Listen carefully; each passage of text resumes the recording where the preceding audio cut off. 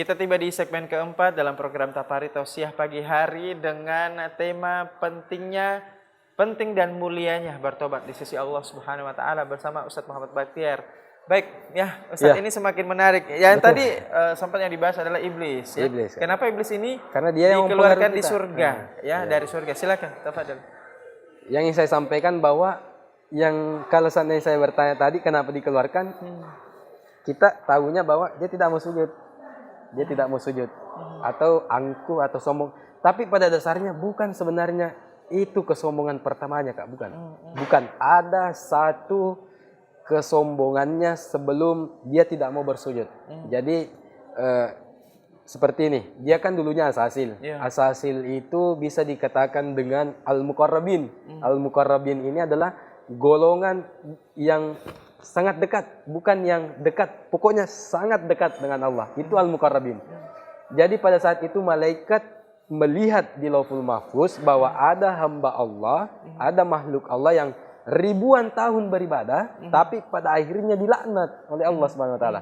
Jadi malaikat ini, dia kan tahunya asasil iblis ini, dia kan al-muqarrabin, dekat dengan Allah. Makanya dia datang ke asasil. Waktu itu asasil, sekarang dia sudah iblis. Dia bertanya seperti ini. Asasil, saya melihat bahwa di Lauhul Mahfuz ada hamba Allah ribuan tahun beribadah, bersujud, berzikir, mengingat, tapi pada akhirnya dilaknat. Tentu malaikat ini karena kerendahan hatinya, dia merasa bahwa jangan-jangan ini adalah saya.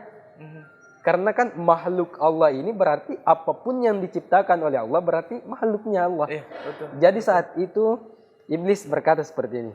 Baiklah, saya akan doakan tanpa sepengetahuannya bahwa dia adalah makhluk Allah juga. Itu kesombongan pertamanya itu, Kak. Jadi pelajaran yang pertama dalam kehidupan kita, menjadi baik itu penting. Tapi merasa paling baik tidak boleh, Kak.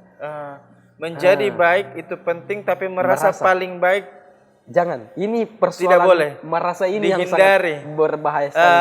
Merasa ini pamali ya. Pamali, Mas. Merasa ini seperti seperti ini apa? Seperti misalnya ada kita dalam suatu instansi. Kemudian ada anggota baru. Siapa sih ini? Siapa sih lo? Ya? Saya kan lebih duluan. Persoalan merasa inilah, Kak, yang sangat dihindari. Karena dari persoalan merasalah sehingga ada beberapa kekecewaan yang bisa kita dapatkan sendiri. Karena dari yang tidak kita harapkan daripada hal merasa yang kita harapkan itu. Sehingga kita jengkel, marah. Akhirnya kita sendirilah yang membukakan jalan iblis untuk masuk. Sehingga kita marah, akhirnya lupa, hilaf, dan juga kadang takabur, sombong, angkuh. Jadi pintu gerbangnya di situ. Di situ, Kak. Kalau misalnya ada seseorang yang merasa lebih baik, lebih baik ini luas, bisa lebih tinggi, lebih pintar, lebih cantik, lebih ganteng, lebih kaya, lebih wow, lebih merasa dirinya kayak gitu ya. Oke, makanya diperlukan sikap dan sifat tawadhu ya. Rendah hati ya. Kalau dalam bahasa asingnya itu humility, kerendahan hati. Ya. Jadi banyak orang yang memang belajar agama, Ustadz ya, ini tidak bisa dipungkiri. Belajar agama, belajar hadis, belajar kitab-kitab, ilmu dan sebagainya, bahkan ilmu dunia. Namun tidak belajar rendah hati. Tidak. Itu yang paling susah, Ustadz ya. Masya Allah. Jadi membahas tadi tentang persoalan merasa, ini jangan sampai ada di kehidupan kita, terutama pemirsa yang di rumah. Karena ketika seseorang sudah merasa bahwa dirinya lebih baik, apa bedanya dengan kisah yang tadi? Seorang asasil yang begitu dekat, tapi akhirnya dilaknat oleh Allah Subhanahu wa taala. Padahal hanya karena persoalan merasanya. Jadi sering kita dengar bahwa orang yang menjaga hatinya berarti bisa tercermin daripada tingkah lakunya sendiri dalam kehidupan sehari-harinya. Berarti musuh yang terbesar ini cocok. Pernyataan ini cocok saja. Musuh yang terbesar adalah diri kita sendiri. Diri kita sendiri. Bukan orang lain. Bukan orang lain. Makanya jangan menganggap orang lain sebagai saingan. Tapi jadikanlah diri kita bagaimana menyaingkan, membandingkan bahwa kalau seandainya hari ini tidak lebih baik daripada kemarin, berarti itu persaingannya bahwa sebenarnya kita sudah kalah. Boleh bersaing Ustaz, tapi berlomba-lombalah bersainglah dalam kebaikan. Fastabikul khairat. Betul sekali. betul. Fastabikul khairat. Dalam hal apapun ya, yang jelasnya untuk kebaikan ya. Untuk kebaikan. Misalnya lomba untuk membanggakan negara. Iya, betul. Lomba untuk menciptakan inovasi teknologi untuk kampung kita, iya, reformasi negara baru kita. lah. Seperti itu ya. Iya, betul sekali, Kak. Kemudian selanjutnya, itu yang pertama tadi, Kak. Kita kembali.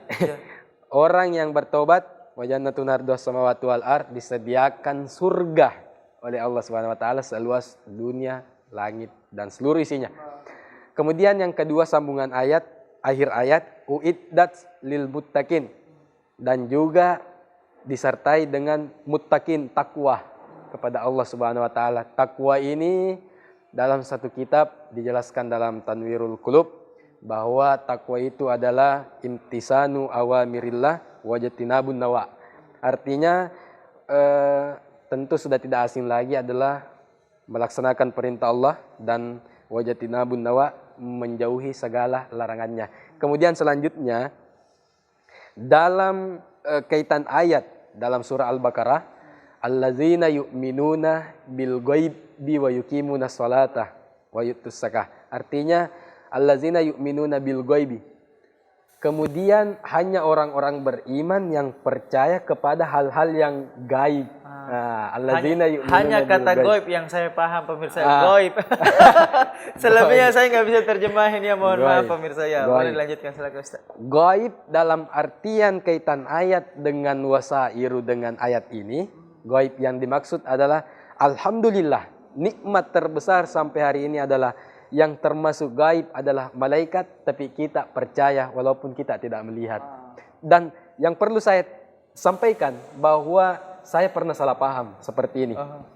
Waktu kita belajar, waktu SD yang saya paham bahwa malaikat rakib dan atid itu cuma satu rakib, satu atid. Dan inilah yang menghandle seluruh kegiatan-kegiatan manusia, aktivitas sehari-harinya. Ternyata tidak.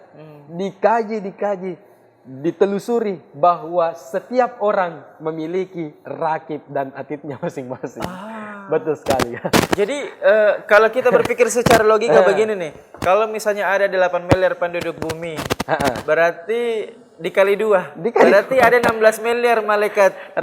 Pokoknya setiap manusia yang dari golongan rakib dan atid itu ada 16 miliar. Allahu Akbar. Bagaimana mula-mula penciptaan bumi dan sampai betul. kiamat berapa jumlah malaikat rakib dan atid? Ini secara logika ya. Iya, betul. Artinya begini. Rakib dan atid ini dulu kan kita paham bahwa cuma rakib dan atid sendiri. Iya, kita tahan dulu Ustaz, kita akan kembali usai jeda berikut ini. Tetaplah bersama kami dalam program Tapari pemirsa yang dirahmati Allah Subhanahu wa taala di segmen akhir, di segmen kelima.